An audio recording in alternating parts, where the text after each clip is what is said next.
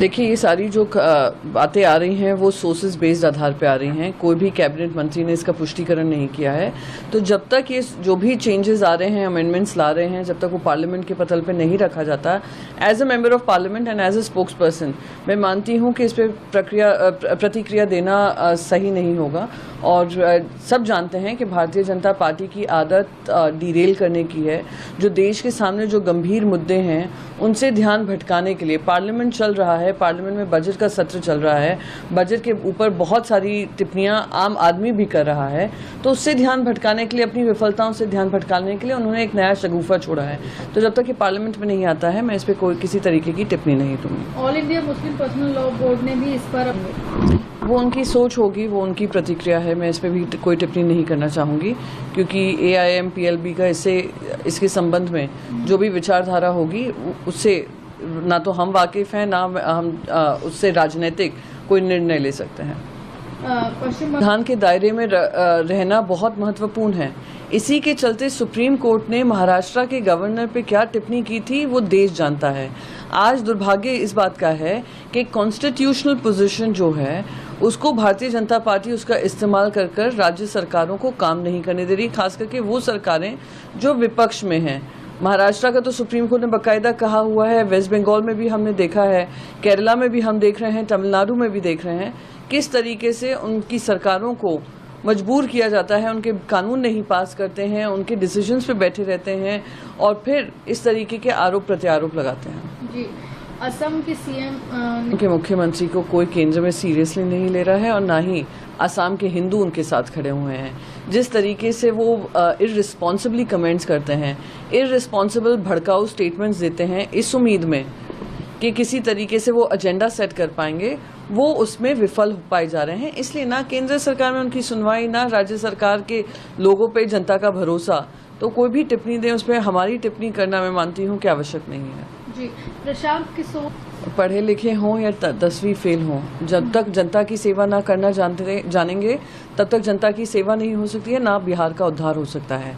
बहुत सारे IAS अफसर आए जिन्होंने बहुत पढ़ाई की पर क्या किया, भ्रष्टाचार की वजह से जेल में है। और 10वीं फेल की आप बात करते हैं, बहुत पढ़े लिखे लोग भी देश के खिलाफ काम करते हैं। तो वो एक नई पार्टी लेकर आए हैं, एक नया एजेंडा लेकर आए हैं। वो खास उस समय पे अपनी पार्टी लॉन्च कर रहे हैं जब JDU और RJD का घमासान होने वाला है, बिहार में चुनाव होने वाले हैं। तो वो उनकी प्रतिक्रिया होगी। पर ये मानकर चलना कि सिर्फ पढ़ा लिखा ही आदमी देश को आगे बढ़ा सकता है और जो कम पढ़ा है उसको समझ नहीं है, ये बहुत ही गलत बात होगी और दुर्भाग्यपूर्ण होगा। इतिहास गवाह है देश का कि जो लोग कम पढ़े लिखे हैं, अगर उनकी देश सेवा और देश को आगे बढ़ाना उनका मन है, अपने राज्य को आगे बढ़ाना उनका मन है, तो आगे बढ़ाकर ही रहेंगे। तो ये इस तरीके के दुर्भाग्यपूर्ण स्टेटमेंट शुरुआत में ही मैं मानती हूँ कि गलत है। जी, मायावती ने आरक्षण प्रणाली में बदलाव किए। जो निर्णय लिया गया है सुप्रीम कोर्ट के द्वारा लिया गया है और जो जजमेंट है उसका मायावती जी विरोध कर रही हैं और वो कह रही हैं कि उसको चेंज करना चाहिए। तो मैं इस पर टिप्पणी नहीं देना चाहूँगी क्योंकि वो जुडिशियल पर्व्यू में है। और क्या फाइनली आउटकम होगा कि रिव्यू पिटिशन डालने की बात चिराग पासवान जी भी कर रहे हैं। तो देखते हैं आने वाले समय में क्या होता है। देखिए, असम में बाढ़ आई हुई है, 100 से ज्यादा लोग मर चुके हैं और इनको पश्चिम बंगाल पे टिप्पणी करनी है।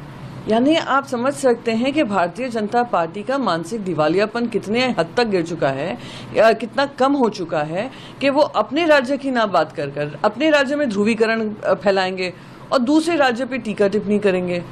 तो उनसे कहिए कि असम उनकी जिम्मेदारी है। असम, भारतीय जनता पार्टी ने उनको असम का नेतृत्व दिया है, उस पर अगर टिप्पणी करेंगे तो शायद असम की जनता का भी भला होगा। जो फ्लड सिचुएशन वहाँ पर है, क्या लोग उससे अवगत नहीं हैं? क्या लोग उससे, असम के लोग उससे परेशान नहीं हैं जो वो दूसरों पे टीका टिप्पणी कर रहे हैं? जी, चांदीवाला आयोग।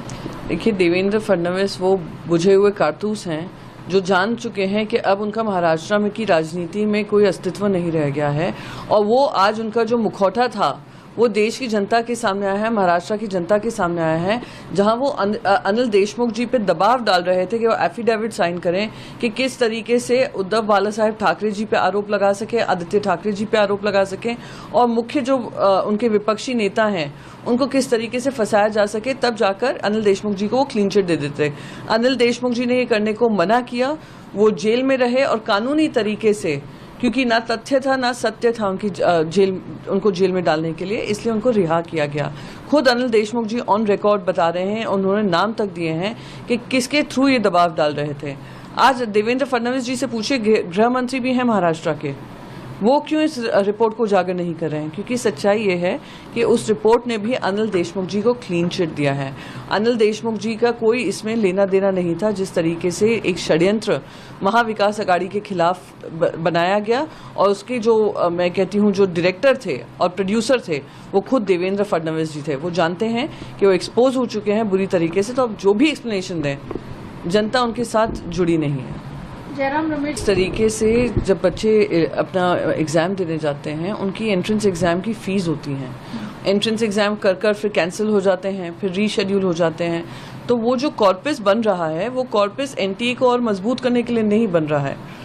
वो दुर्भाग्य इस बात का है, जो जयराम रमेश जी पार्लियामेंट्री क्वेश्चन के आधार पर जो जवाब मिला है उससे स्पष्ट हो रहा है कि और पुख्ता और मजबूत करने के लिए एनटीए का काम नहीं हो रहा है। और बार बार जब हम अकाउंटेबिलिटी केंद्र सरकार से मांगते हैं एनटीए की, क्योंकि एनटीए एक act of parliament of India नहीं था, एक कैबिनेट डिसीजन के माध्यम से ये बनाया गया था, तो उसकी अकाउंटेबिलिटी तय होना ज़रूरी है।